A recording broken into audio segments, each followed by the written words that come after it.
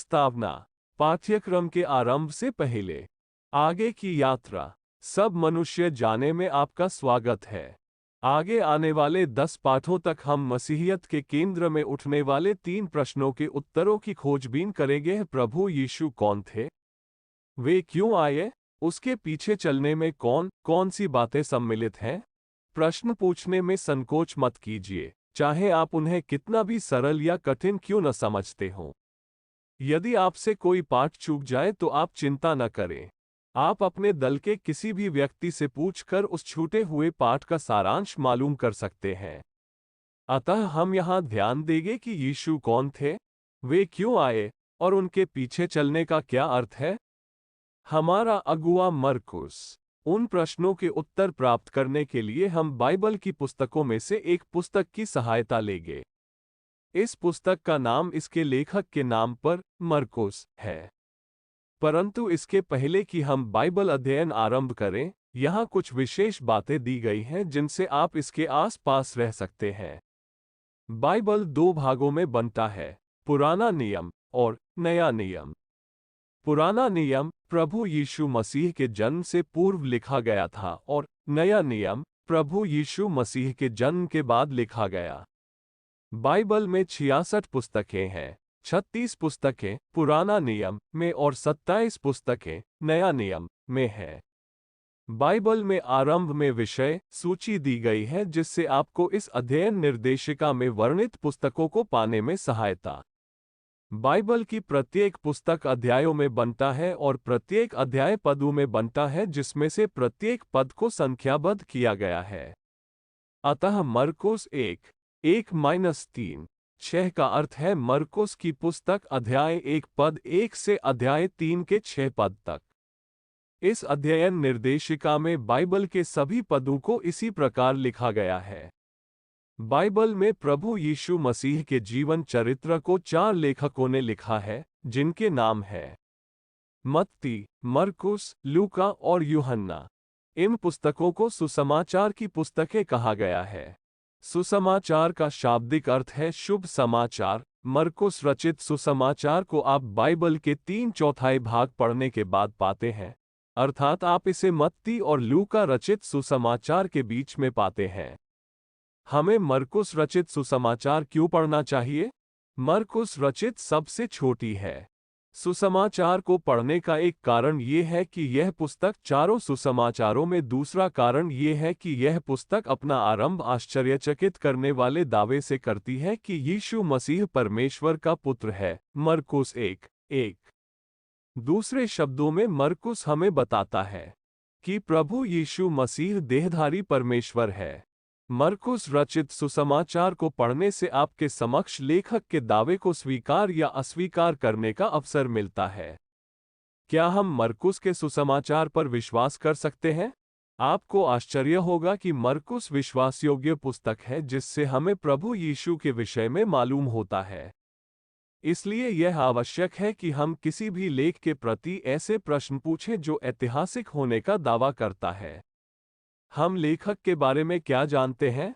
मरकुस पतरस के अत्यंत निकट सहकर्मी थे। पतरस मसीह यीशु के एक प्रेरित थे। प्रेरित वे थे जिन्हें मसीह यीशु ने अपने जीवन के साक्षी होने के लिए चुना था। देखिए मरकुस 3:14। 130 ईशून्य में पापियस नामक लेखक ने मरकुस और पतरस के संबंध में बताते हुए लिखा, मरकुस वास्तव में पतरस का अनुवादक था। उसने जो कुछ भी लिखा वो बड़ी सच्चाई से ठीक ठीक लिखा।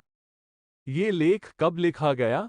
पतरस को स्पष्ट ज्ञात था कि वह यीशु का विश्वासी होने के कारण शीघ्र मार डाला जाएगा। अतः उसने लिखा, इसलिए मैं ऐसा यत्न करूंगा कि मेरे चले जाने के बाद तुम इन सब बातों को सर्वदा स्मरण कर सको। 2 पतरस 1:1। पतरस की मृत्यु 60 ईशून्य के आसपास, अतः प्रमाण बताते हैं कि मरकुस ने अपना सुसमाचार पतरस की मृत्यु के ठीक पहले या उसके कुछ ही समय पश्चात लिखा, जिससे कि वो पतरस की आंखों देखी गवाही को सुरक्षित रख सके। क्या ये सुसमाचार इसमें लिखी हुई घटनाओं के बहुत समय पश्चात लिखा गया? क्रूस पर प्रभु यीशु की मृत्यु लगभग 30 ईशून्य में हुई थी। इसका अर्थ ये हुआ कि मरकुस ने जिन घटनाओं का वर्णन अपने लेख में किया उनमें केवल 30 वर्ष का अंतर था। यह उन लोगों के जीवन काल में लिखा गया जो उस समय जीवित थे। इसलिए मरकुस के बहुत से पाठक उसके लेख की कमियों और घटियों को पढ़कर जांच सकते थे। उस समय उसके लेख की घटनाओं को उत्सुकता व शत्रुता की दृष्टि से देखने वालों की भी कमी नहीं थी। इसलिए मरकुस को अपना लेख विश्वास योग्य रीति से लिखना आवश्यक था। क्या लेख हमें मौलिक रूप में सौंपे गए हैं? यदि बाइबल तथा अन्य मौलिक लेखों का अस्तित्व नहीं है, तब उनकी प्रतिलिपियों की सच्चाई की परख करने के लिए निम्नलिखित प्रश्नों को पूछना आवश्यक है। ये प्रतिलिपियां कितनी पुरानी हैं? मूल लेख से बनाई जाने वाली वर्तमान काल की प्रतिलिपियों में कितने समय का अंतर है? कितनी प्रतिलिपियां पाई गई हैं? 3 ऐसे इतिहासकारों के कार्यों को जिन पर अधिकतर विश्वास किया जाता है और जिनके द्वारा नया नियम की तुलना की जाती है, उनसे हमें इन प्रश्नों के उत्तर निम्नलिखित तालिका से मिलते हैं। खाली स्थानों को भरें और अपने अनुमानित उत्तरों की तुलना पाठ के नीचे लिखे उत्तरों से करें। पुस्तक में इसके चित्र को देखें। इस तालिका के अनुसार प्रकट है कि नया नियम के लिखे जाने की तिथि और सबसे पुरानी और बची हुई प्रतिलिपि का समय सबसे कम है। इसके अतिरिक्त दूसरे कार्यों की में तुलना नया नियम के भागों की पांडुलिपियों की प्रतिलिपियों की संख्या बहुत अधिक है। क्या दूसरे ऐतिहासिक दस्तावेज प्रभु यीशु के प्रति मरकुस के लेख की पुष्टि करते हैं? प्रभु यीशु के बारे में नया नियम के दस्तावेजों या अन्य मसीही लेखों के अतिरिक्त हमारे पास प्रभु यीशु के जीवन चरित्र और उसके दावों के संबंध में बहुत से प्रमाण उपलब्ध हैं। उदाहरणार्थ, सामरी इतिहासकार थल्लिस 52 बताते हैं कि प्रभु यीशु के क्रूसीकरण के समय अंधकार छा गया था। ये घटना मरकुस दोपहर के 3:33 में लिखी हुई है। प्रथम सदी ईस्वी का एक यहूदी इतिहासकार जोसेफस अपनी पुस्तक एंटीक्विटीज में कुछ इस प्रकार कहता है। अब लगभग इस समय प्रभु यीशु नाम का एक व्यक्ति था, जो अत्यंत बुद्धिमान और महान था, क्योंकि वह आश्चर्यकर्म करता था और ऐसे लोगों को शिक्षा देता था जो प्रसन्नतापूर्वक सत्य को ग्रहण करते थे। बहुत से यहूदी और गैर यहूदी उनके अनुयायी हो जाते थे। वह सचमुच मसीह था, परंतु जब हमारे कुछ अधिकारियों के परामर्श से पिलातुस ने उसे क्रूस पर चढ़ाए जाने का दंड दिया, उस समय भी उसके चाहने वालों ने उसे त्यागा नहीं, क्योंकि उसने उन्हें तीसरे दिन जीवित होकर दर्शन दिया, जैसा कि नबियों ने उसके विषय में हजारों अन्य बातों की भविष्यवाणी की थी। और इस प्रकार उसके नाम पर कहलाने वाले मसीहियों का समाज आज भी अस्तित्व में है। मरकुस रचित सुसमाचार का अध्ययन। प्रत्येक पाठ में आपको मरकुस रचित सुसमाचार के कुछ अध्यायों का अध्ययन करने का अवसर मिलेगा। घरेलू अध्ययन के पाठ में ऐसे प्रश्न हैं जो आपको अध्ययन में सहायता देंगे। 6वें पाठ के अंत तक आप संपूर्ण मरकुस रचित सुसमाचार को पढ़ चुके होंगे। आप अपने दल के साथ अपनी रुचि के अनुच्छेदों पर विचार करेंगे। आपकी सहायता के लिए यहाँ कुछ संकेत सुझाव हैं जिनके द्वारा आप मरकुस रचित सुसमाचार का लाभ अधिक से अधिक उठा सकेंगे। इस बात का ध्यान रखें कि मरकुस के लिखने का अभिप्राय स्पष्ट था। वह लोगों को प्रभु यीशु का शुभ संदेश देना चाहता था। मरकुस 1:1 मरकुस रचित सुसमाचार प्रभु यीशु के जीवन की मात्र घटनाओं तथा उसकी शिक्षाओं का निचोड़ नहीं है। इसके विपरीत मरकुस ने सावधानीपूर्वक प्रभु यीशु मसीह के जीवन की घटनाओं को चुना है और विशेष कारण से उन्हें एक सुनिश्चित क्रम में रखा है। ऐसा उसने इसलिए किया क्योंकि वह चाहता था कि उसके पाठक भली भांति समझ लें कि प्रभु यीशु वास्तव में कौन थे। इसका एक अच्छा उदाहरण हमें मरकुस 15 का 33 से 36 में मिलता है। मरकुस हमें यरूशलेम की शहरपनाह के बाहर की घटनाओं पद 33 से 37 के पश्चात शहर के बीच स्थित मंदिर में पद 38 और फिर दोबारा क्रूस के पास पद 36 तक ले जाता है। ऐसा इसलिए है कि हम समझें कि ये घटनाएं किसी न किसी प्रकार एक दूसरे से संबंधित हैं और हमें प्रभु यीशु के विषय में कुछ शिक्षा देती हैं। किसी भी पुस्तक के समान इसमें भी संदर्भ अत्यंत आवश्यक है। यदि आपके सामने कुछ के ऐसा विषय आए जिसे आप न समझ सके तो आप स्वयं प्रश्न करें कि इसके ठीक पहले क्या घटित हुआ और इसके ठीक पश्चात में क्या हो रहा है। मरकुस रचित सुसमाचार को संपूर्ण बाइबल के संदर्भ में देखना आवश्यक है। यदि मरकुस के सुसमाचार के 10वें अध्याय को पढ़ना आरंभ कर दें और इसके पहले 8 अध्याय पर ध्यान न दें तो यह निरर्थक होगा। इसे पढ़ते समय ये भी ध्यान देना होगा कि मरकुस का समाचार संपूर्ण बाइबल के वृत्तांत में किस प्रकार उचित रीति से संबंधित होता है। संपूर्ण पुराना नियम में हम परमेश्वर की योजना को धीरे धीरे खुलते हुए देखते हैं कि लोग किस प्रकार उससे संबंधित होते जाते हैं। मरकुस के सुसमाचार में पुराने नियम के उदाहरण हमें इसी बात को समझने में सहायता देते हैं। उदाहरण के लिए मरकुस 1:2-3 में मरकुस पुराने नियम का उदाहरण देता है। वह ऐसा क्यों करता है और वह इसी स्थान पर ऐसा क्यों करता है? वह ऐसा इसलिए करता है कि हम समझ सकें कि जिन घटनाओं का वर्णन करता जा रहा है वे एक बड़े चित्र के अंश हैं। जब आप मरकुस के सुसमाचार का अध्ययन करते हैं तो आप समझेंगे कि यीशु कौन थे, वे क्यों देहधारी हुए और उनके चलने का क्या अर्थ है। परिचय, सामूहिक विचार विमर्श। सब मनुष्य जाने में आपका स्वागत है। पाठ 1, वार्तालाप की रूपरेखा। परमेश्वर के पुत्र यीशु मसीह के सुसमाचार का आरंभ। मरकुस 1:1। बहुत से ऐसे कारण हैं जिनसे परमेश्वर के अस्तित्व का विचार उठता है। सृष्टि का स्वरूप, संसार की सुंदरता और मनुष्य के शरीर की अद्भुत रचना आदि। हमारे मन को विचलित करने वाली कुछ भावनाएं भी होती हैं कि हम चाहे कुछ भी करें और हमें सब कुछ उपलब्ध हो फिर भी हमें पूर्ण संतुष्टि नहीं मिलती और ऐसा प्रतीत होता है कि जीवन में कुछ कमी रह गई है। परंतु हम निश्चित रूप से कैसे जान सकते हैं कि परमेश्वर है? हमें इस बात की आवश्यकता है कि वह स्वयं हमें अपना परिचय दें और मरकुस के अनुसार यही परमेश्वर ने किया। वह हमें अपना परिचय देने के लिए एक मनुष्य बन गए जिसे हम प्रभु यीशु मसीह के नाम से जानते हैं। मसीहियत परमेश्वर से संगति करने की स्थिति है। इसी कारण से प्रभु यीशु मसीह का सुसमाचार एक शुभ संदेश है। सामूहिक विचार विमर्श 2। यदि आप परमेश्वर से एक प्रश्न पूछ सके और आपको मालूम हो कि वह इसका उत्तर देगा, तो वह प्रश्न क्या होगा? मसीहियत के प्रति आपका क्या विचार है? 12। मरकुस रचित सुसमाचार को पढ़ने के लिए समय निकालना आपको कैसा लगता है? घरेलू अध्ययन। प्रत्येक पाठ में आप मरकुस के कुछ अध्यायों का अध्ययन करेंगे। इस प्रकार 6 पाठों के अंत में आप संपूर्ण मरकुस रचित सुसमाचार अर्थात इसके 1 से 16 अध्याय तक का अध्ययन कर लेंगे। मरकुस 1:1-3 का 6 पढ़िए। सारांश। प्रभु यीशु का सच्चा परिचय उभरने लगता है परंतु धार्मिक अगुवे उसका विरोध करते हैं। कृपया निम्नलिखित प्रश्नों के उत्तर दीजिए जिनका उद्देश्य अनुच्छेद को समझने में आपकी सहायता करना है।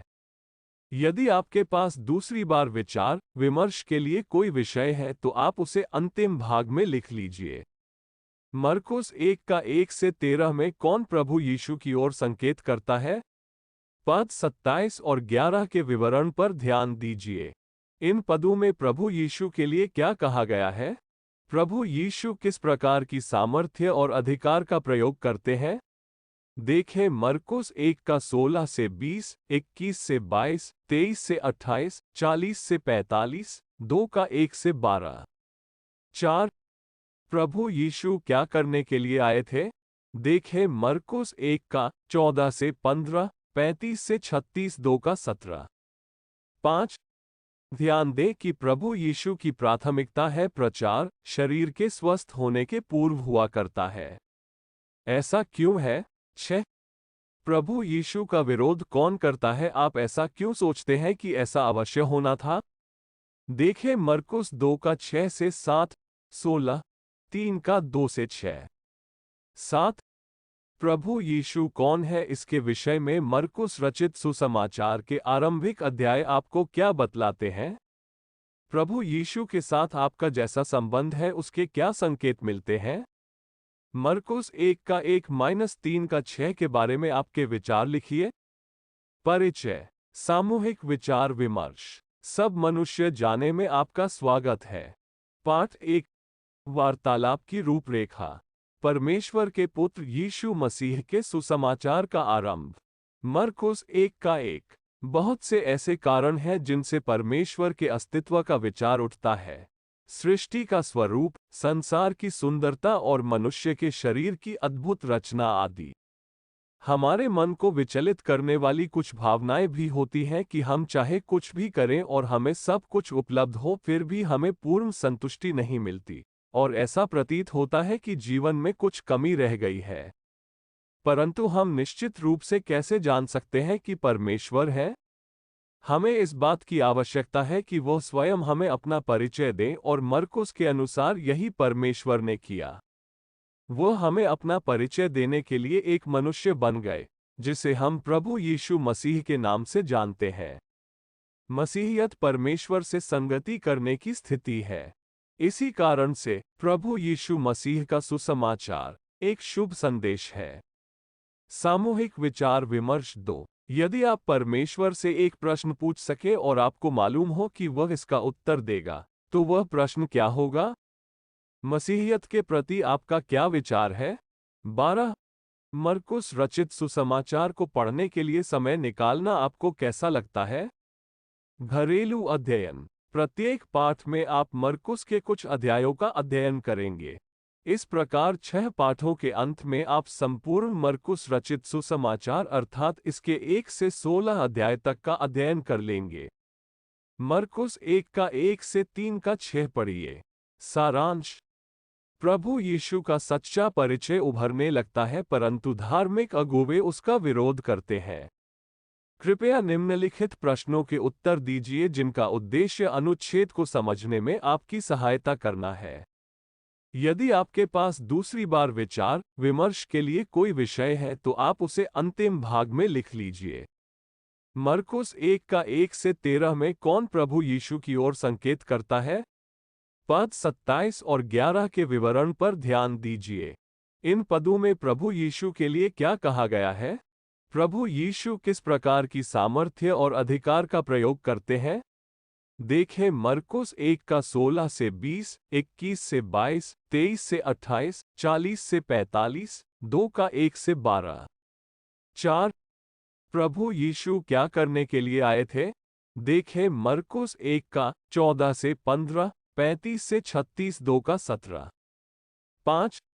ध्यान दें कि प्रभु यीशु की प्राथमिकता है प्रचार, शरीर के स्वस्थ होने के पूर्व हुआ करता है। ऐसा क्यों है? 6. प्रभु यीशु का विरोध कौन करता है? आप ऐसा क्यों सोचते हैं कि ऐसा अवश्य होना था?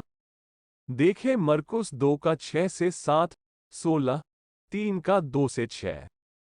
7. प्रभु यीशु कौन है? इसके विषय में मरकुस रचित सुसमाचार के आरंभिक अध्याय आपको क्या बतलाते हैं? प्रभु यीशु के साथ आपका जैसा संबंध है उसके क्या संकेत मिलते हैं? मरकुस 1:1-3-6 के बारे में आपके विचार लिखिए। प्रभु यीशु कौन थे? पाठ 2, सामूहिक विचार विमर्श 1। पिछले पाठ के घरेलू अध्ययन से उठे प्रश्नों पर विचार विमर्श कीजिए। मरकुस 2:1-12 को साथ साथ देखिए। 1. आरंभ ही में हमें यह अनुच्छेद द्वारा ये ज्ञात होता है कि प्रभु यीशु का उपदेश सुनने के लिए वहां इतने अधिक लोग आए थे कि कमरे में जगह न बची। क्यों इतने लोग प्रभु का वचन सुनने आए थे? संकेत के लिए मरकुस 1:27-28, 32-34, 45। 2. ये लोग अपने मित्र को प्रभु यीशु के पास क्यों लाए थे? स्थिति के विचार से मरकुस 2:5 में प्रभु यीशु ने जो कुछ कहा उसमें चकित करने वाली बात क्या है? 4. प्रभु यीशु के कथन से व्यवस्था के शिक्षक अत्यधिक चिढ़ क्यों गए? देखें मरकुस 2:6-7। क्या वे सही थे? हम कैसे जान सकते हैं कि प्रभु यीशु के पास पाप क्षमा करने का अधिकार है? देखें मरकुस 2:8-12। इस घटना से प्रभु यीशु के विषय में क्या संकेत मिलता है? कि प्रभु यीशु कौन है? देखें मरकुस 2:7। आपके विचार से प्रभु यीशु ने उस व्यक्ति को स्वस्थ करने के पूर्व ऐसा क्यों कहा, हे पुत्र तेरे पाप क्षमा हो गए? प्रवचन वार्ता की रूपरेखा। ये कौन है जिसकी आज्ञा आंधी और पानी भी मानते हैं? मरकुस 4:41। यह महत्वपूर्ण है कि हम प्रभु यीशु से भली भांति परिचित हो जाएं, अन्यथा हम उसका परिचय गलत रीति से देंगे। मरकुस हमारे सामने 5 प्रकार की घटनाओं के प्रमाण प्रस्तुत करता है, अर्थात 5 विभिन्न क्षेत्र जिनमें प्रभु यीशु ने परमेश्वर और उसकी सामर्थ्य और उसके अधिकार को प्रदर्शित किया। प्रभु यीशु ने सामर्थ्य और अधिकार को प्रदर्शित किया। 1. शिक्षा देने का अधिकार, मरकुस 1 का 21 से 22। 2. रोगों पर अधिकार, मरकुस 1 का 26 से 31। 3. प्रकृति पर अधिकार, मरकुस 4 का 35 से 41। 4. मृत्यु पर अधिकार, मरकुस 5 का 35 से 42। 5. पापों को क्षमा करने का अधिकार, मरकुस 2 का 1 से 12। सामूहिक विचार विमर्श 2. प्रभु यीशु के प्रति आपके क्या विचार हैं? मरकुस द्वारा प्रस्तुत 5 प्रमाणों के बारे में आपके क्या विचार हैं? घरेलू अध्ययन, मरकुस 3 का 7 से 5 का 43 पढ़िए। सारांशः प्रभु यीशु जब शिक्षा देते और आश्चर्यजनक सामर्थ्य को प्रदर्शित करते हैं तो उनका परिचय लगातार उभरकर प्रकट होता है। कृपया निम्नलिखित प्रश्नों का उत्तर दीजिए जिनका उद्देश्य अनुच्छेद को समझने में सहायता करना है। यदि आपके पास दूसरी बार विचार विमर्श के लिए कोई विषय है तो आप उसे अंतिम भाग में लिखिए। प्रभु यीशु ने सामर्थ्य और अधिकार का प्रयोग किन पर किया? देखें मरकुस 4 का 35 से 41, 5 का 1 से 20, 25 से 34, 35 से 43। मरकुस 1 का 1 से 3 का 6 में अब तक हमने जो कुछ प्रभु यीशु के सामर्थ्य और अधिकार के को देखा है, अब इस खंड में कौन सी नई बात दिखाई देती है? मरकुस 4 का 38 में प्रभु यीशु के शिष्यों के भय का मुख्य विषय क्या था? मरकुस 4:40 में प्रभु यीशु ने शिष्यों की स्थिति के विषय में क्या स्पष्ट किया? मरकुस 5 का 25 से 26 में स्त्री की जो स्थिति थी उसका वर्णन कीजिए। मरकुस 5 का 27 से 26 में उसका क्या हुआ? प्रभु यीशु ने उसके विषय में मरकुस 5 का 34 में क्या विचार प्रस्तुत किए हैं? मरकुस 5 का 35 के अनुसार याईर की स्थिति का वर्णन कीजिए। मरकुस 5 का 36 के अनुसार प्रभु यीशु का उसके प्रति क्या विचार था? प्रभु यीशु कौन है, उनके विषय में ये घटनाएं हमें क्या सिखाती हैं? किन भिन्न स्थितियों में प्रभु यीशु के प्रति लोगों की क्या प्रतिक्रिया थी? मरकुस 4 का 40 से 41, 5 का 15, 34, 36। 8. प्रभु यीशु के प्रति की गई प्रतिक्रियाओं में से आप किससे ज्यादा संबंध रखते हैं? मरकुस 3 का 7 से 5 का 43 पर अपने विचार लिखिए। पाठ 3. प्रभु यीशु क्यों देहधारी हुए? सामूहिक विचार विमर्श 1. पिछले पाठ के घरेलू अध्ययन से उठे प्रश्नों पर विचार विमर्श कीजिए। मरकुस 4 का 35 से 41 को साथ साथ देखिए और निम्नलिखित प्रश्नों के उत्तर दीजिए। 1. मरकुस 4 का 37 से 38 में प्रभु यीशु के शिष्य क्यों डरे हुए क्यों हैं? 2. प्रभु यीशु द्वारा आंधी को शांत करने की प्रक्रिया में ऐसा असाधारण क्या है? देखें मरकुस 4 का 36। 3. प्रभु यीशु द्वारा शिष्यों को दिए गए प्रत्युत्तर में कौन सी बात आश्चर्यजनक है? देखें मरकुस 4 का 40। 4. शिष्यों में विश्वास की कमी क्यों थी? दूसरे शब्दों में, उन्होंने प्रभु यीशु पर भरोसा क्यों नहीं किया? देखें मरकुस 4 का 41। 5. इस घटना से शिष्यों को क्या समझ लेना चाहिए था? यहूदी होने के नाते क्या उन्हें बाइबल के पुराने नियम की बातें स्मरण नहीं होनी चाहिए थी? देखिए भजन 86 का 6, 65 का 5 से 7, 107 का 23 से 30। 6. मरकुस 4 का 41 में पूछे गए शिष्यों के इस प्रश्न का उत्तर आप किस प्रकार देंगे? ये कौन है कि आंधी और पानी भी उसकी आज्ञा मानते हैं? प्रवचन की रूपरेखा। मैं धार्मिकों के लिए नहीं परंतु पापियों को बुलाने आया हूं। मरकुस 2 का 17। संपूर्ण जगत को जैसा होना चाहिए वैसा नहीं है। इसका कारण ये है कि हमें जैसा होना चाहिए हम वैसे नहीं हैं।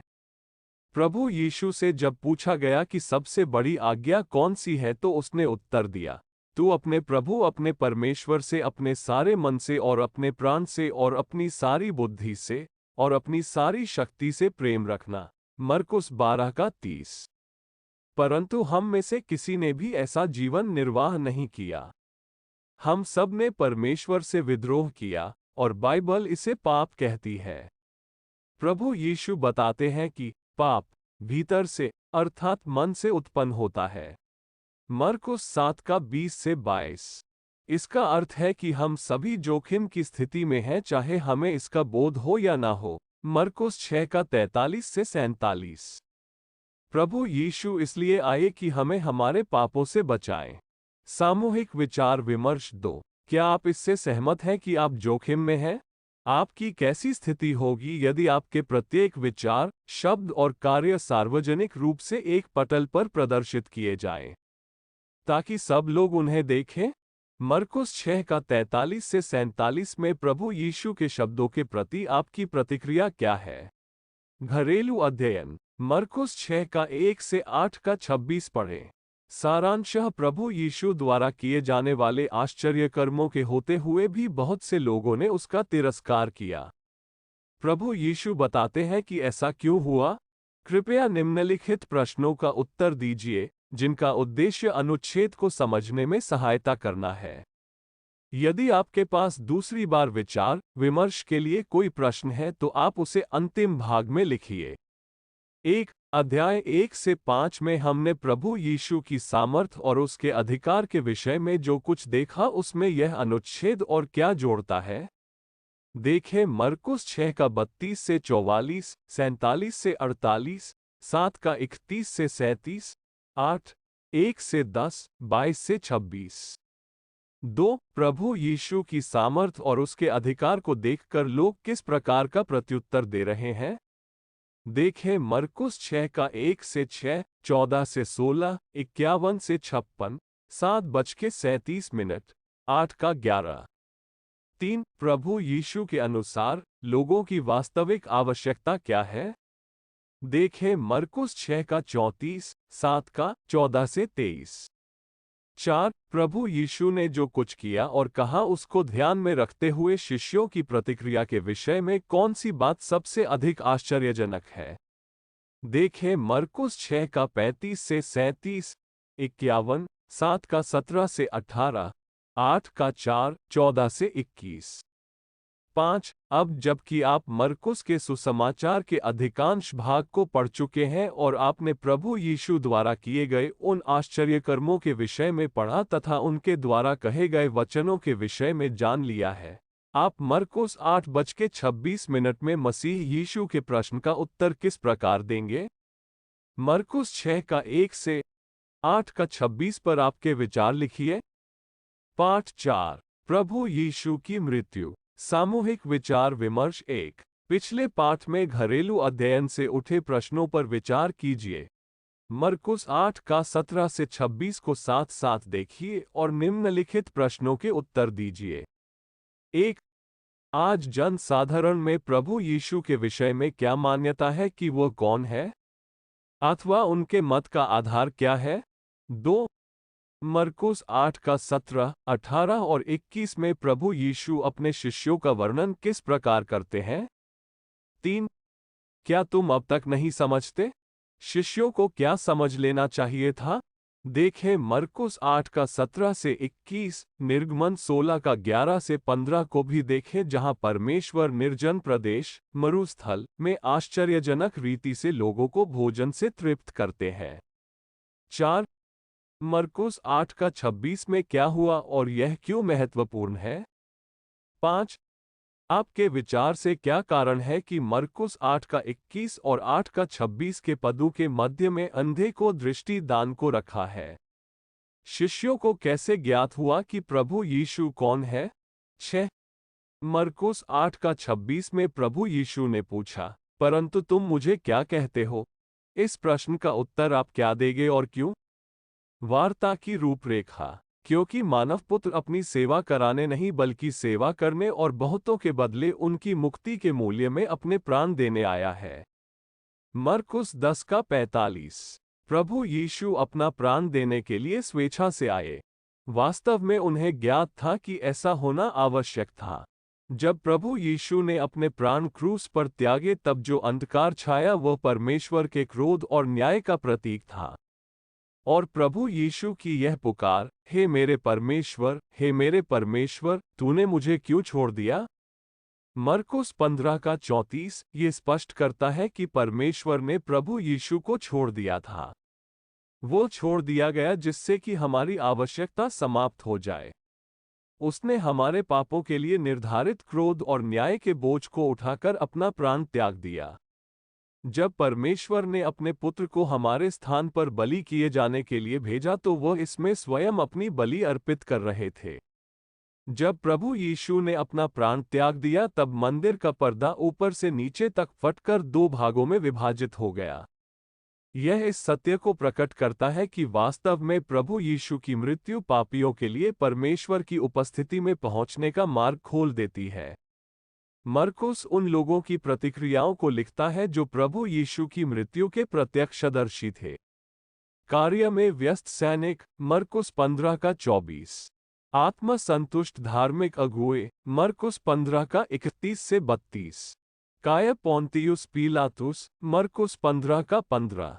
क्रूस के पास खड़े दर्शक, मरकुस 15 का 35 से 36। रोमी सूबेदार जिसने पहचाना कि प्रभु यीशु परमेश्वर का पुत्र है, मरकुस 15 का 36।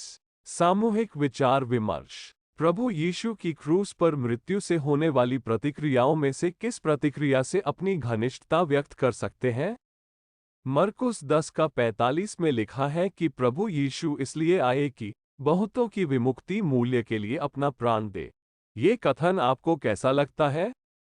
घरेलू अध्ययन। मरकुस 8 का 30 से 10 का 52 पढ़िए। सारांश। प्रभु यीशु अपनी मृत्यु के विषय में स्वयं पूर्ण घोषणा करते हैं और अपने शिष्यों के समक्ष ये स्पष्ट करते हैं कि उन पर इसका क्या प्रभाव है। कृपया निम्नलिखित प्रश्नों का उत्तर दीजिए। इनका उद्देश्य अनुच्छेद को समझने में आपकी सहायता करना है। यदि आपके पास दूसरी बार विचार विमर्श के लिए कोई विषय है तो आप उसे अंतिम भाग में लिखिए। 1. प्रभु यीशु स्वयं अपनी मृत्यु के विषय में 3 बार पूर्व घोषणा करते हैं। वे क्या कहते हैं, क्या होगा और अवश्य होगा? मरकुस 8 का 31, 6 का 31 और 1 का 33 से 34। ध्यान दें कि मनुष्य का पुत्र प्रभु यीशु स्वयं अपने लिए कहते हैं। 2. प्रभु यीशु को क्यों मरना होगा? देखें मरकुस 10 का 45। 3. प्रभु यीशु अपनी मृत्यु के विषय में 3 बार उद्घोषणा करते हैं और मरकुस प्रत्येक बार शिष्यों की प्रतिक्रिया को लिखता है। शिष्य किस प्रकार प्रत्युत्तर देते हैं और क्यों? देखें मरकुस 8 का 32 से 33, 6 का 33 से 35, 10 का 35 से 45। 4. प्रभु यीशु ने शिष्यों को क्या शिक्षा दी कि उनके अनुयायी होने का क्या अर्थ होगा? देखें मरकुस 8 का 34। 5. पतरस को ज्ञात हो जाता है कि यीशु ही मसीह है, अर्थात परमेश्वर द्वारा अभिषिक्त राजा, किंतु पतरस अब तक अपने व्यवहार से यह स्पष्ट नहीं कर रहे थे कि उन्होंने इसे सत्य मान लिया है। क्या होना था उनका व्यवहार और आपका व्यवहार मसीह यीशु के प्रति कैसा होना चाहिए? मरकुस 8 का 30 से 10 का 52 के विषय में आपके विचार लिखिए। पाठ 5। अनुग्रह क्या है? सामूहिक विचार विमर्श 1। पिछले पाठ में घरेलू अध्ययन से उठे प्रश्नों पर विचार कीजिए। मरकुस 10 का 17 से 22 को साथ साथ देखिए और निम्नलिखित प्रश्नों के उत्तर दीजिए। 1. मरकुस 10 का 17 के अनुसार हम उस धनी व्यक्ति के विषय में तथा प्रभु यीशु के प्रति उसके विचारों, मनोवृत्ति के विषय में क्या सीखते हैं? 2. प्रभु यीशु ने मरकुस 10 का 18 में जो कहा उसके द्वारा उस धनी व्यक्ति को क्या समझ लेना उपयुक्त था? इस स्थिति में हमारी प्रतिक्रिया क्या होनी उपयुक्त है? 3. मरकुस 10 का 16 में जब धनी व्यक्ति द्वारा दी गई आज्ञाओं की सूची में प्रभु यीशु किस विषय पर ध्यान देने की अपेक्षा करते हैं? तुलना कीजिए कि व्यवस्था विवरण 5 का 6 से 21 में दी गई आज्ञाओं की सूची के संबंध में प्रभु यीशु क्या कहते हैं? 4.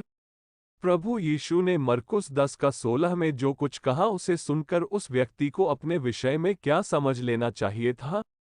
फिर क्या प्रतिक्रिया व्यक्त करनी चाहिए थी? 5. किस प्रकार प्रभु यीशु ने प्रथम आज्ञा का पालन करने में उस व्यक्ति की असफलता को प्रकट किया? व्यवस्था विवरण 5 का 7 और मरकुस 10 का 21 से 22। 6. उस व्यक्ति ने अपना भरोसा किस पर रखा था, धन संपत्ति पर या परमेश्वर पर? आप अपना भरोसा किस पर रखते हैं? प्रवचन की रूपरेखा। क्योंकि विश्वास के द्वारा अनुग्रह ही से तुम्हारा उद्धार हुआ है, और ये तुम्हारी ओर से नहीं, वरन परमेश्वर का दान है, और न कर्मों के कारण, ऐसा न हो कि कोई घमंड करे। इफिसियों 2:8-6, 2:8-6। सत्य कर्मों के कारण हम परमेश्वर द्वारा ग्रहण योग्य नहीं बन सकते। यह विषय अपने आप में सुनने में सुंदर लग सकते हैं, परंतु ये हमारे पाप की समस्या का निदान नहीं करता। प्रभु यीशु की मृत्यु के द्वारा ही हम परमेश्वर के लिए ग्रहण योग्य हो सकते हैं। जब हम प्रभु यीशु के क्रूस की घटनाओं पर ध्यान देते हैं, तब ज्ञात होता है कि परमेश्वर हमें पापों की क्षमा मुफ्त दे रहा है। ये कुछ ऐसी चीज है जिसे हम अर्जित नहीं कर सकते और न ही हम इसे पाने के योग्य हैं। यही अनुग्रह है। परमेश्वर हमसे ऐसा व्यवहार करता है जिसके योग्य हम नहीं हैं। हमें ऐसा दिखाने की आवश्यकता नहीं जो हम नहीं हैं। हमें अपना प्रमाण लगातार परमेश्वर को देने की आवश्यकता नहीं है। परमेश्वर का प्रेम हमारे लिए बिना शर्त है। सामूहिक विचार विमर्श 2। यदि आप बिशप के स्थान पर होते तो क्या विल्जिन को आप दीपदान दे देते?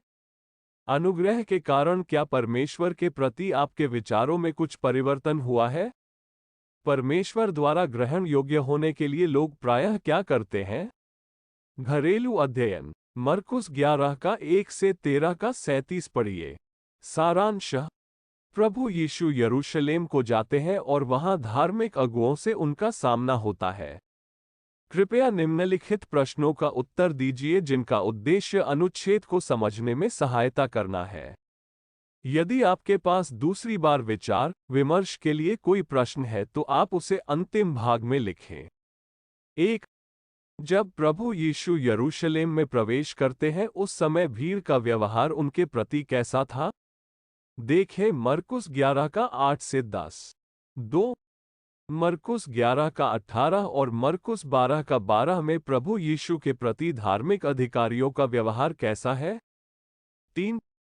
ऐसे व्यवहार के परिणाम स्वरूप वे प्रभु यीशु के साथ कैसा व्यवहार करते हैं? देखें मरकुस 11:27-33, 12:13-17, 18-27। 4. धार्मिक अगुए बाइबल के पुराना नियम को कट्टरता से मानते थे और प्रभु यीशु जानते थे कि वे भली भांति परिचित हैं। मरकुस 11:17 में प्रभु कहते हैं, क्या यह नहीं लिखा है? और मरकुस 12:10 में लिखा है, क्या तुमने पवित्र शास्त्र में यह वचन? मरकुस 1:1-10 के वर्णन का क्या महत्व है? देखें जकरिया 6:6। धार्मिक अधिकारियों को क्या समझ लेना चाहिए था? 5. फिर क्यों उन्होंने प्रभु यीशु को अस्वीकार किया? देखें मरकुस 12:24, 38-40। 6. मसीह यीशु के प्रति आपका व्यवहार कैसा होगा? यदि आप न पवित्र शास्त्र को जानते हैं और न ही परमेश्वर की सामर्थ को। मरकुस 11:1-13-37 के विषय में आपके विचार लिखिए। पाठ 6। प्रभु यीशु पुनः जी उठना। सामूहिक विचार विमर्श 1। पिछले पाठ में घरेलू अध्ययन से उठे प्रश्नों पर विचार विमर्श कीजिए। मरकुस 12:1-11 को साथ साथ देखिए और निम्नलिखित प्रश्नों के उत्तर दीजिए। 1. मरकुस 12:1 में मनुष्य कौन है और मरकुस 12:6 में स्वामी कौन है? 2. मरकुस 12:1-2 में हम परमेश्वर के विषय में क्या सीखते हैं? 3. मरकुस 12:3-5 में किराएदारों ने मालिक के साथ कैसा व्यवहार किया? 4. मरकुस 12:3-5 से हम परमेश्वर के विषय में क्या सीखते हैं? 5. मरकुस 12:6 में स्वामी ने क्या किया? यह आपको किसके विषय में स्मरण कराती है? 6. किराएदारों ने पुत्र के साथ कैसा व्यवहार किया? मरकुस 12:7-8। 7. उन्हें इस कार्य से किस परिणाम की आशा थी? देखें मरकुस 12:7-8। 8. स्वामी का प्रत्युत्तर क्या है? मरकुस 12:6। 6. यदि किराएदारों को ये पता होता कि स्वामी उनका न्याय करेगा तो आपके विचार से क्या उन्होंने वैसा किया होता? 10. मरकुस 12 का 10 से 11 में प्रभु यीशु ने भजन 118 का हवाला स्वयं के लिए दिया। प्रभु यीशु का तिरस्कार किया गया। इसमें कौन सी अद्भुत बात है? प्रवचन की रूपरेखा। वह जी उठा है, जैसा उसने तुमसे कहा था। मरकुस 16 का 6 से 7। मरकुस लिखता है कि प्रभु यीशु की मृत्यु और उनकी अंत्येष्टि जाने के 3 दिन बाद कैसे वे स्त्रियां जिन्होंने प्रभु यीशु को क्रूस पर मरते हुए देखा था, वे उनके शव पर सुगंधित द्रव्य का लेप लगाने के लिए कब्र पर जाती हैं। उन्होंने चकित होने वाले 3 बड़े आश्चर्यकर्मों का अनुभव किया। कब्र के प्रवेश द्वार पर बड़ा भारी पत्थर लुढ़का हुआ था। प्रभु यीशु के शव के बदले उन्होंने वहां कब्र में एक जवान को श्वेत वस्त्र पहने हुए दाहिनी ओर बैठे देखा। उस जवान ने उनसे कहा, वो जी उठा है। उद्धरण चिन्ह। सुसमाचार लेखों में ही हमें 11 ऐसी विभिन्न घटनाएं मिलती हैं जिनमें प्रभु यीशु अपनी मृत्यु के बाद विभिन्न अवसरों में, स्थानों और विभिन्न लोगों को दिखाई दिए थे। उन्होंने उनके साथ भोजन किया, बातचीत की और उनके साथ वैसा ही किया ठीक जिस प्रकार वे अपने मृत्यु के पूर्व किया करते थे। 1 कुरिन्थियों 15 का 6 में हम पढ़ते हैं कि एक बार लगभग 500 लोगों ने प्रभु यीशु को देखा था।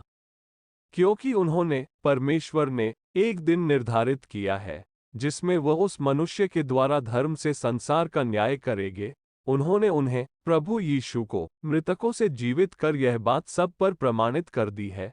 प्रेरितों 17 का 31। पुनः जी उठना प्रमाणित करता है कि प्रभु यीशु संसार का न्याय करेंगे। इससे हमें ये भी चेतावनी मिलती है कि मृत्यु के पश्चात न्याय के लिए हम फिर से जीवित किए जाएंगे।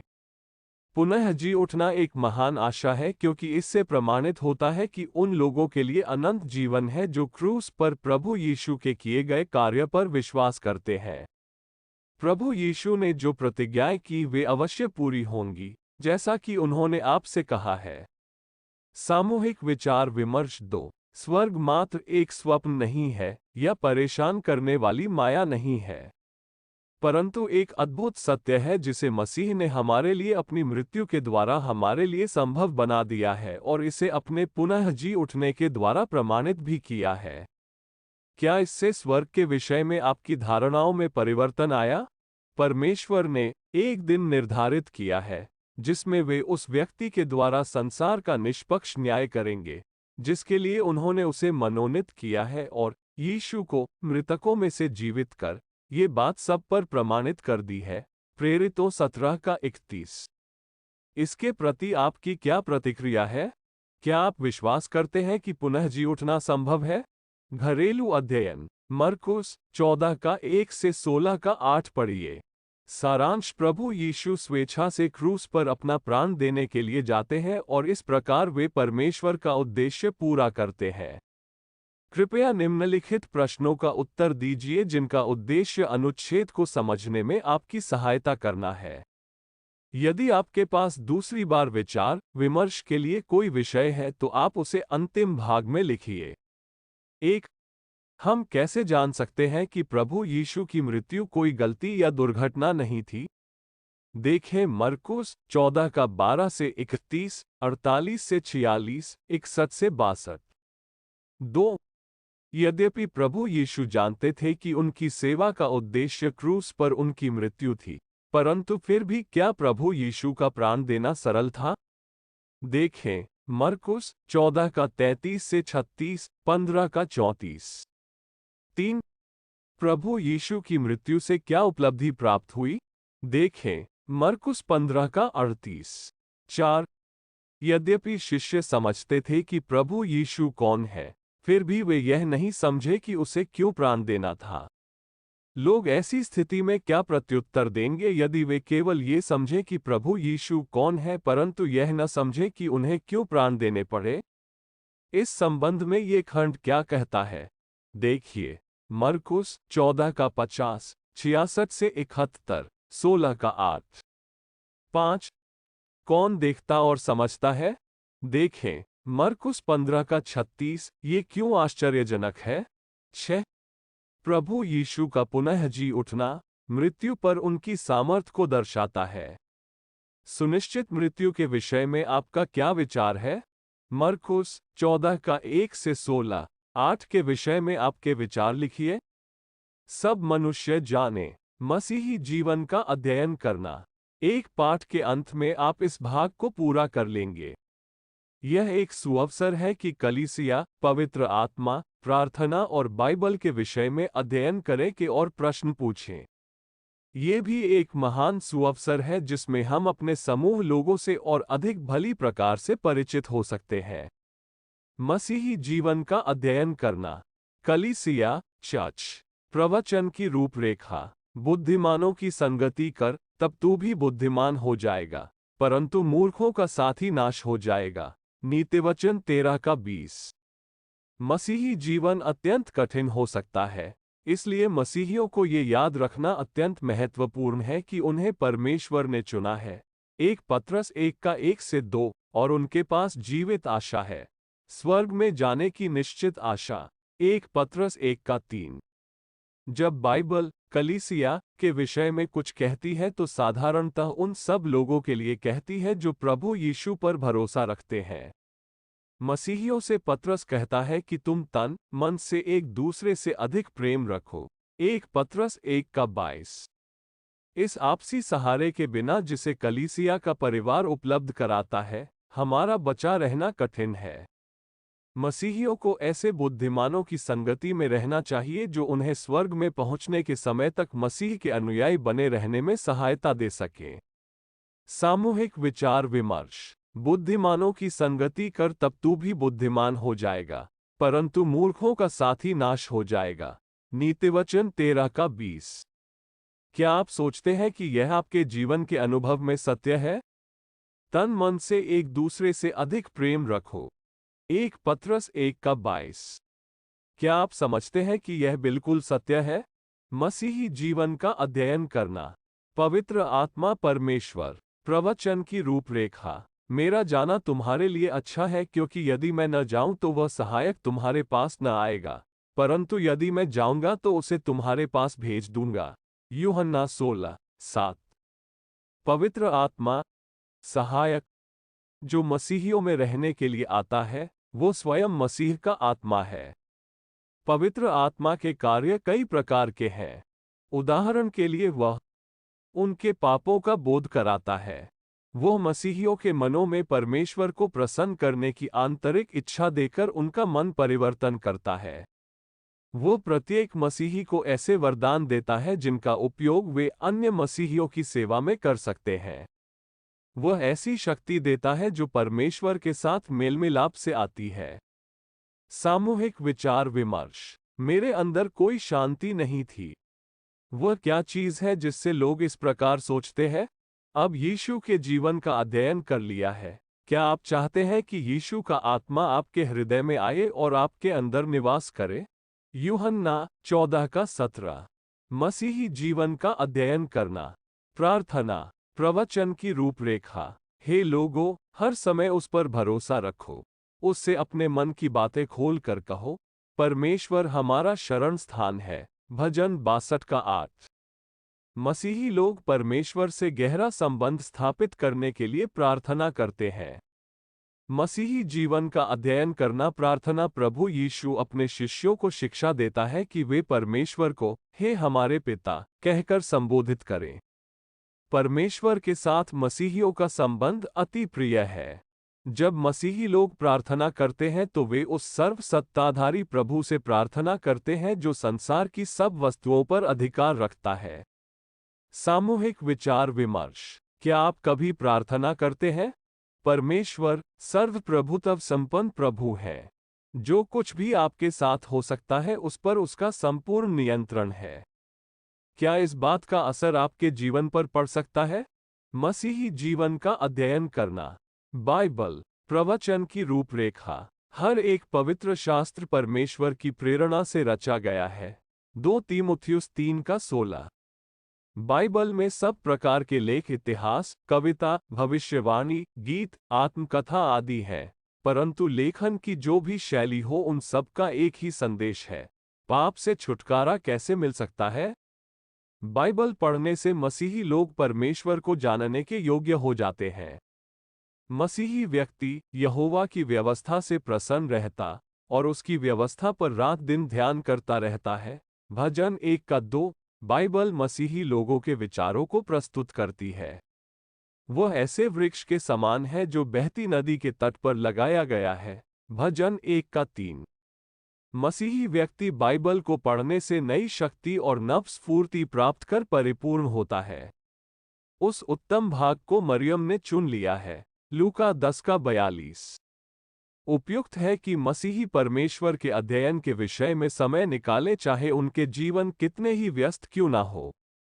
सामूहिक विचार विमर्श उस उत्तम भाग को मरियम ने चुन लिया है। लूका 10:42 आपको परमेश्वर के वचन को सुनने के लिए आप कौन से चुनावों को करने की आवश्यकता है?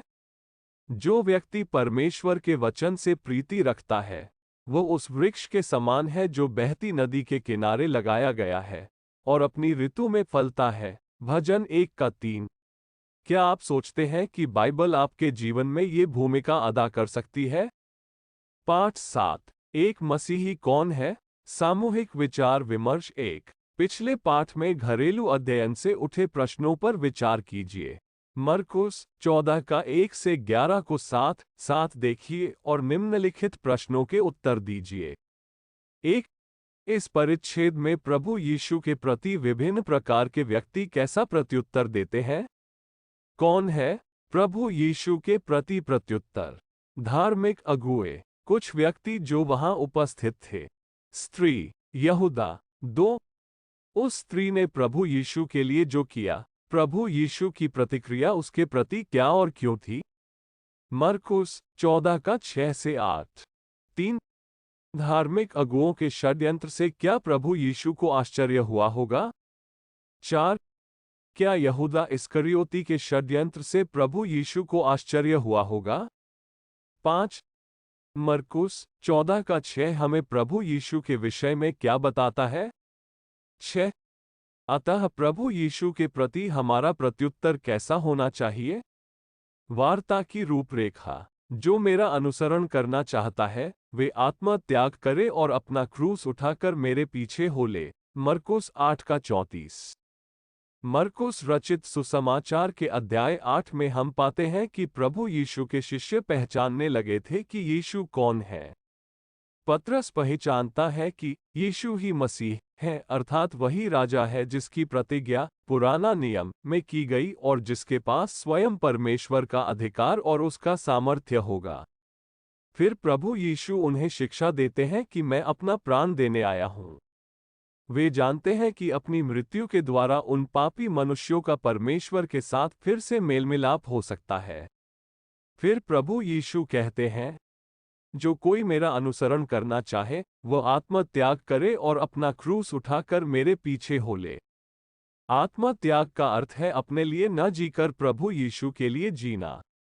क्रूस उठाने का अर्थ है प्रभु यीशु का अनुसरण करना, चाहे जो भी मूल्य क्यों न चुकाना पड़े।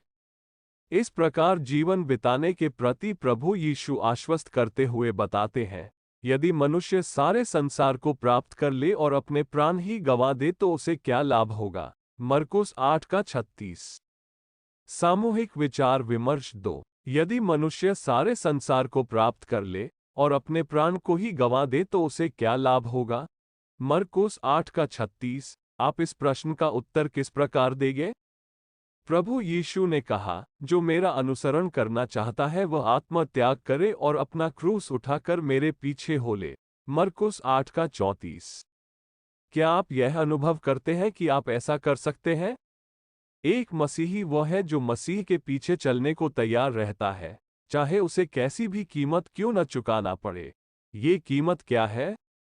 घरेलू अध्ययन इफिसियों 2:1-22 पढ़िए।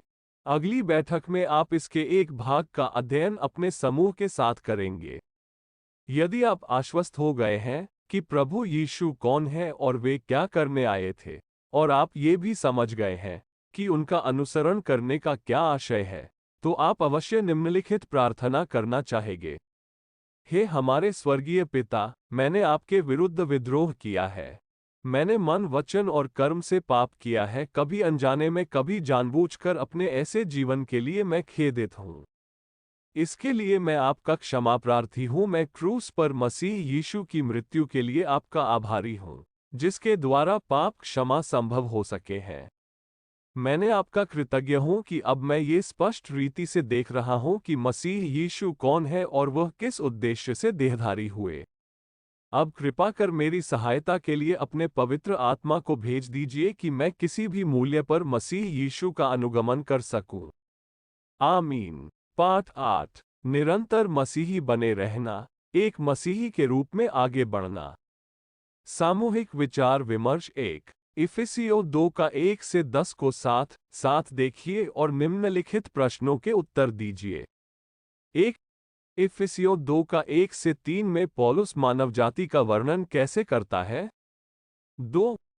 इफिसियों 2 का 4 से 10 में एक मसीही व्यक्ति का वर्णन किस प्रकार किया गया है? 3।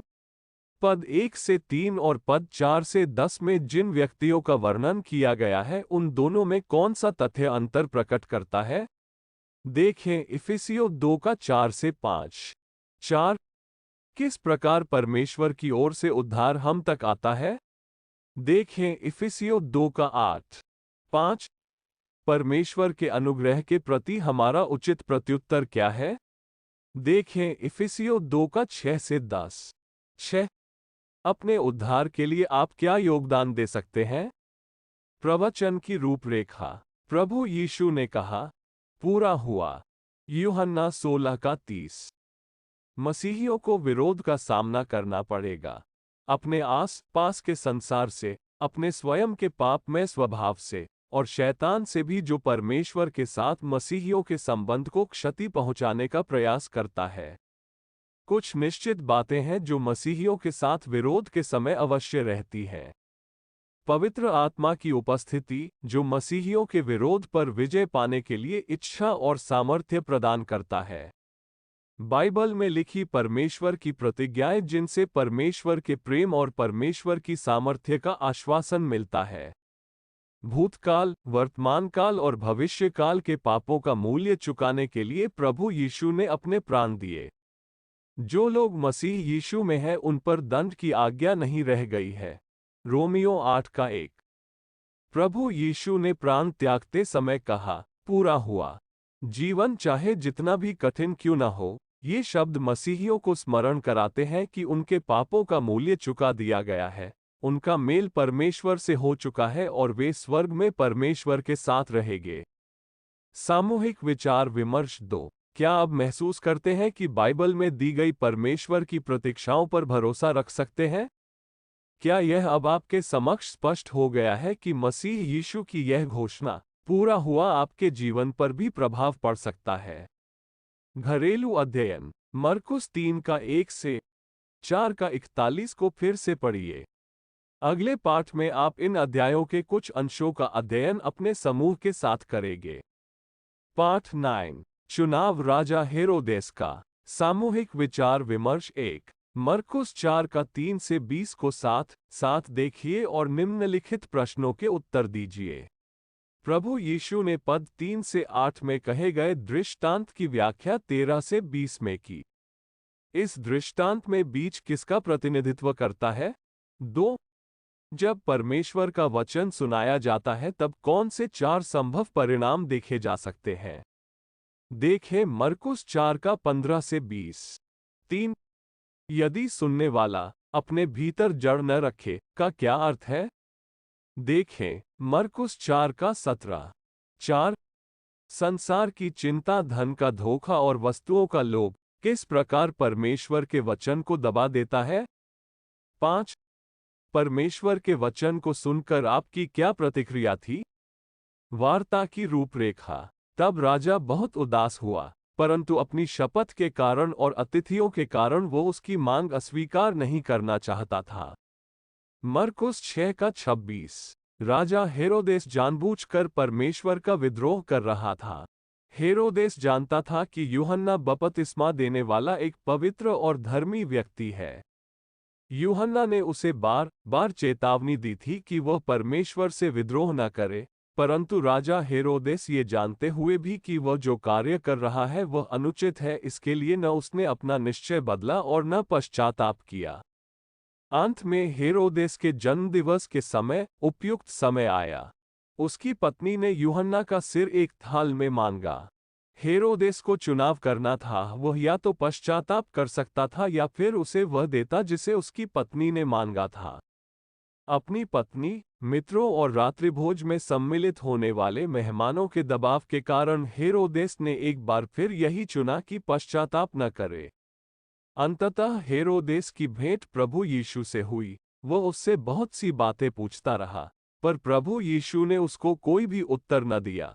लूका 23:6। पश्चाताप के लिए प्रभु यीशु के आह्वान को न ठुकराना और दूसरों पर विश्वास करने से अंततः हम प्रभु यीशु को त्याग देते हैं। सामूहिक विचार विमर्श 2। आप ऐसा क्यों सोचते हैं कि हेरोदेस ने पश्चाताप करने से मना कर दिया? यूहन्ना के उपदेश ने हेरोदेस को अत्यंत विचलित कर दिया था। प्रभु यीशु की शिक्षा से आप कैसा महसूस करते हैं? घरेलू अध्ययन। अपनी टिप्पणियों पर ध्यान दीजिए और उन प्रश्नों को लिख लीजिए जो अब तक आपके पास हैं, जिससे कि आप अगले अंतिम पाठ में अंतिम सभा में उन पर विचार विमर्श कर सकें। पाठ 10। चुनाव। याकूब, यूहन्ना और बरतुल्मै का सामूहिक विचार विमर्श 1। यदि आपके पास कोई प्रश्न है तो उसे पूछकर समय का सदुपयोग कीजिए। वार्ता की रूपरेखा। तुम क्या चाहते हो कि मैं तुम्हारे लिए करूं? यीशु ने उनसे पूछा। मरकुस 10:6 और 51। याकूब और यूहन्ना ने प्रभु यीशु से अधिकार और प्रतिष्ठा की याचना की, अतः यीशु को ज्ञात हो गया कि वे उनके अनुयायी होने का क्या अर्थ है। वे इसे समझ नहीं सके हैं। वे उनके विचार को ये स्मरण दिलाकर सुधारते हैं कि मानव पुत्र अपनी सेवा कराने नहीं, बल्कि सेवा करने और बहुतों के बदले उनकी मुक्ति के मूल्य में अपने प्राण देने आया है। अतः मसीह यीशु ने स्मरण दिलाते हुए उनकी धारणा को ये स्मरण दिलाते हुए सुधारते हैं। यदि आपने पहले ही से प्रभु यीशु पर विश्वास कर लिया है तो आपको भी यूहन्ना और याकूब के समान ये सीखने की आवश्यकता है कि प्रभु यीशु के अनुयायी होने का अर्थ सेवा करना है, पद और सम्मान प्राप्त करना नहीं। बरतुल्मै दया चाहता है। प्रभु यीशु उसे स्वस्थ करते हैं। वह तुरंत यीशु के पीछे हो लेता है। यदि आपने अब तक प्रभु यीशु पर विश्वास नहीं किया है तो बरतुल्मै ने जो किया वही आपको भी करने की आवश्यकता है। कृपा पाने के लिए पुकारिए और उसके अनुयायी हो जाइए। सामूहिक विचार विमर्श 2। आप सबसे अधिक किसके समीप पाए जाते हैं? याकूब के, यूहन्ना के या बरतुल्मै के? जो कुछ आपने सब मनुष्य जाने का अध्ययन करते समय सीखा, उसके आधार पर आप कौन से चुनाव अपने जीवन में करेंगे? यदि आप परमेश्वर से एक प्रश्न पूछ सकें और आपको ज्ञात हो कि इसका उत्तर दिया जाएगा, तो वह प्रश्न क्या होगा? पाठ 1 में पहले आपने इसका उत्तर क्या दिया था? अब आप इसका उत्तर क्या देंगे? सब मनुष्य जाने के लिए समय निकालकर इसमें उपस्थित रहने के लिए धन्यवाद। यदि आप आश्वस्त हो गए हैं कि प्रभु यीशु कौन है और वे क्या करने आए, और यदि आप ये भी समझ गए हैं कि उनके अनुयायी होने का क्या अर्थ है, तो आप अवश्य निम्नलिखित प्रार्थना को करना चाहेंगे। हे हमारे स्वर्गीय पिता, मैंने आपके विरुद्ध विद्रोह किया है। मैंने मन, वचन और कर्म से पाप किया है, कभी अनजाने में, कभी जानबूझकर। अपने ऐसे जीवन के लिए मैं खेदित हूँ। इसके लिए मैं आपका क्षमा प्रार्थी हूँ। मैं क्रूस पर मसीह यीशु की मृत्यु के लिए आपका आभारी हूँ, जिसके द्वारा पाप क्षमा संभव हो सके है।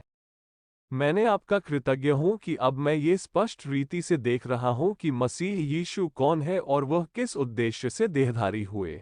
अब कृपा कर मेरी सहायता के लिए अपने पवित्र आत्मा को भेज दीजिए कि मैं किसी भी मूल्य पर मसीह यीशु का अनुगमन कर सकूं। आमीन।